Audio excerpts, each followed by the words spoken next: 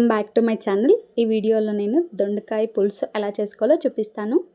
దొండకాయతో ఎప్పుడు రొటీన్గా curries and ఫ్రైయే కాకుండా ఇలా పులుసులాగా కూడా చేసుకోండి, చాలా బాగుంటుంది. ఇట్లా ట్రై చేస్తే ఇంకొక ముద్ద ఎక్కువే తింటారు.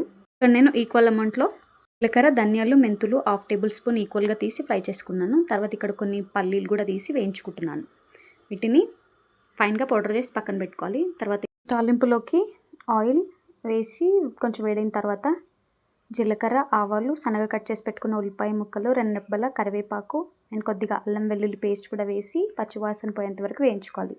తర్వాత ఇక్కడ సన్నగా దొండకాయలు ఇలా పొడుగ్గా కట్ చేసుకోవాలి పులుసులోకి.